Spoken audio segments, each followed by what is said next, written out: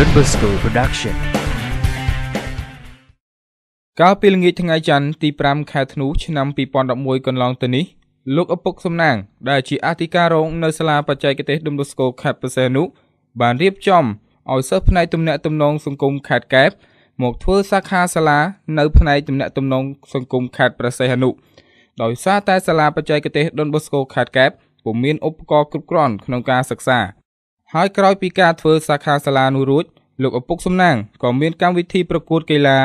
រវាងសិស្សផ្នែកទំនាក់ទំនងសង្គមខេត្តកែបនិងខេត្តព្រះសីហនុនៅពេលប្រកួតកីឡាករទាំងពីរក្រុមមានឯកសណ្ឋានខុសៗគ្នាដោយកីឡាករស្លៀកសម្លៀកបំពាក់ពណ៌ខៀវជាសិស្សផ្នែកទំនាក់ទំនងសង្គមខេត្តព្រះសីហនុនិងពណ៌ក្រហមគឺជាសិស្សផ្នែកទំនាក់ទំនងសង្គមខេត្តកែបក្នុងការប្រកួតនោះផងដែរគឺមានអាជ្ញាកណ្ដាលដោយលោកគ្រូកុងម៉ៅជាគ្រូនៅផ្នែកទំនាក់ទំនងសង្គមខេត្តព្រះសីហនុនៅពេលប្រកួតឃើញថាមានការខិតខំប្រឹងប្រែងយ៉ាងខ្លាំងលុះដល់ប្រមាណពាក់កណ្ដាលតង់ទី1កីឡាករនៅក្រុមផ្នែកទំនាក់ទំនងសង្គមខេត្តកែបបានសុទ្ធបញ្ចូលទី1គ្រាប់ធ្វើឲ្យនាំមុខក្រុមកីឡាករផ្នែកទំនាក់ទំនងសង្គមខេត្តព្រះសីហនុបណ្ដោះអាសន្ន1-0លុះចប់តង់ទី1នៅតែរក្សាលទ្ធផលដដែលលោកគ្រូសុខសប្បាយលោកគ្រូសុខសប្បាយណាស់គេដល់វិញអំពីកីឡានេះកីឡានេះក៏គាត់ថាកីឡាមួយយើងថាថ្មីផ្នែកយើងអត់ទាន់ចេះយើងត្រូវការវឹកហាត់ពួកគេឲ្យបង្កើតថាងាយស្រួលក្នុងការលេងពេលប្រកួតខាងក្រៅតែកីឡានាំជាមិត្តភាពហើយជ្រើសរើសនេះអពីអ្នកកណ្ដាលបណ្ដាទំនាក់ទំនងសង្គមកំពង់សោមជ្រើសរើសមនុស្សម្នាក់ទីមកពីផ្នែកដតេព្រោះខ្ញុំចង់ធ្វើអញ្ចឹងដើម្បីឲ្យយើងដឹងថាព្រោះថាទោះបីតែខ្ញុំជាផ្នែកគ្រូនៅផ្នែកទំនាក់ទំនងសង្គមខាងសាលា Don Bosco ទៅនោះក៏ដោយប៉ុន្តែខ្ញុំចង់ធ្វើបង្ហាញថាខ្ញុំអាចជាអាជ្ញាកណ្ដាលមួយដែលមិនអាចគ្មានភាពស៊ីជម្រៅគឺសិស្សដូចគ្នាហើយណែប្រហែលគេកូនសាកំពង់សោមតម្លៃអ្វីសម្រាប់លោកគ្រូឲ្យគេជួយទីទួយទេអត់មានទេគឺស្មារតីស្មើគ្នាអត់មានការស៊ីជម្រៅទេឥឡូវនេះគឺជាពេលកណ្ដាលមកនៅកីឡាកំពង់សោមនិងកែបខាល់វេអ្នកគេតាគេអត់ទាន់មានហ្គោលអត់ទាន់ហើយវិញខ្ញុំយល់ថាតែសម្រាប់របស់ខ្ញុំគឺមានការខ្វះខាតដោយសារគាត់អត់ស្អីចេះលេងគាត់បើអត់មានបបពិសោធន៍បាទមួយហ្គោលក៏អត់ចេះហ្មងតែម្ដងអូខេចានេះ Mr. Tito មកពីកំពង់ធំគឺធ្វើការនៅក្រុមកែបឥឡូវនេះក៏ហើយធ្វើហ្គោលនេះគេថាហ្គោលនេះមានអត្ថន័យអ្វីអត់ហើយបានអូនសពចូលហ្គោលនៅសុទ្ធចូលហ្គោលភាសាបច្ចេកទេសកាត់នេះការសុទ្ធចូលក្រុមនេះគឺជាការចែកដនរបស់ខ្ញុំពីមុនមកខ្ញុំដែរបានលេងបាល់ដែរប៉ុន្តែពេលឥឡូវខ្ញុំបានចូលលេងហើយចាំពេលចៃដន្យគាត់ចូលឆ្វេងបានចូលក្រុមមួយគ្រាប់សេដែលកំពង់ថននេះកីឡានេះលោកគ្រូសុខសប្បាយលោកគ្រូបាទសុខសប្បាយពុកហើយនៅមានគេដល់អំពីកីឡានេះហើយកំពង់សោមកសោយជៀនកែបគឺគាត់ថា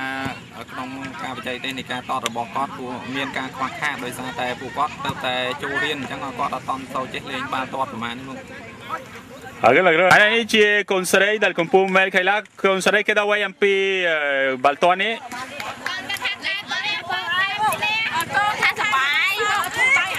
ក្រុមណាកំពុងលេងកីឡាពូកាជាងកែវឬកំពង់សោម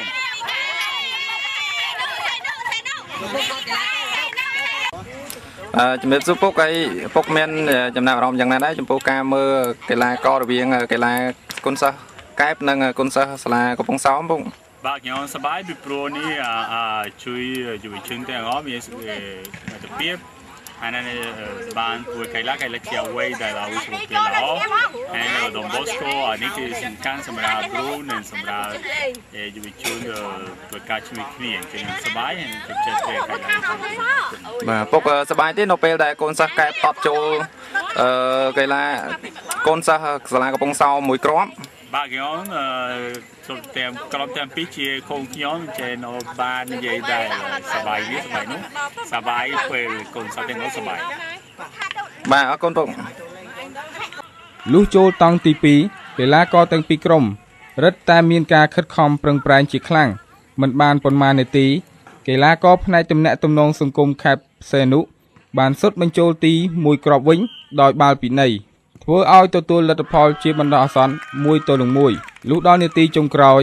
កីឡាករផ្នែកទំនាក់ទំនងសង្គមខេត្តព្រះសីហនុបានសុទ្ធបញ្ចូលទីមួយគ្រាប់ទៀតលុះចប់ការប្រកួតកីឡាករក្រុមផ្នែកទំនាក់ទំនងសង្គមខេត្តព្រះសីហនុនាំមុខកីឡាករផ្នែកទំនាក់ទំនងសង្គមខេត្តកែប2-1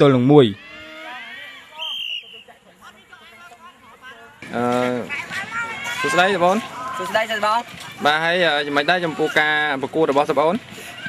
ឃើញថាពិបាកក្នុងការស៊ីដែរចាបង ហើយបានប្រហែលគ្រាប់ការប្រកួតមិញ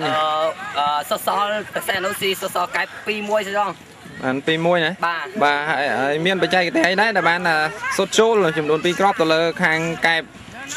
មានបច្ចេកទេសបានដូរមួយចាបង អញ្ចឹងហ៎ បាទដូរចូលមួយស៊ីដល់ អញ្ចឹងហ៎ បាទដូរសាច់ច្បងចូល បាទហើយសប្បាយចិត្តទេនៅពេលដែលប្រកួតទៅលើសិស្សកែប បាទចិត្តខ្លាំងណាស់ចាបង អញ្ចឹងហ៎ លក្ខណៈមិត្តភាព ប៉ុន្តែទោះបីយ៉ាងណាជាលក្ខណៈមិត្តភាពណា បាទចាបង អញ្ចឹងគេអរគុណច្រើនណាស់បង អរគុណចាបង សួស្តីបងបាទការប្រកួតរវាងសិស្សកែបនិងកំពង់សោមតើបានឈ្នះប្រហែលគ្រាប់ចាញ់ប្រហែលគ្រាប់ មុនដំបូងសិស្សកែបទៅបានមកគ្រាប់មុនតែតាំងពី2ទៅកំពង់សោមទៅ2គ្រាប់វិញ បាទហើយមានអារម្មណ៍យ៉ាងណាដែរនៅពេលដែលប្រកួតជាមួយគ្នារវាងសិស្សកំពង់សោមនិងសិស្សកែប មានអារម្មណ៍ថាសប្បាយរីករាយព្រោះនេះជាការប្រមិត្តភាពដើម្បីចាញ់ឈ្នះដោយប៉ុន្តែចង់ឈ្នះដែរតែមិនអាចឈ្នះបាន បាទដោយសារមូលហេតុអ្វីបានមិនអាចយកឈ្នះលើសិស្សកំពង់សោម នោះប្រហែលជាកាត់ពេលផែរបស់សិស្សកែបព្រោះតាំងពី1អាចទៅបានគ្រាប់មុនតែតាំងពី2មិនដោយគេទីគ្រាប់បានមុន បាទហើយនៅពេលដែលតកែបវិញតើខិតខំក្នុងការហាត់រៀនតទៅទៀតទេដើម្បីមកលើក្រោយទៀត ខ្ញុំគិតថាពេលខ្ញុំទៅកែបវិញខ្ញុំខំប្រឹងហាត់ដើម្បីគាត់ឈ្នះទៅកំពង់សោមវិញឲ្យចាញ់ទៀត អញ្ចឹងណាបាទអញ្ចឹងហើយចំណាប់អារម្មណ៍នៅក្នុងការប្រកួតឃើញដែរសប្បាយចិត្តណា បាទអញ្ចឹងអរគុណហើយសូមជូនពរសំណាងល្អណាបាទ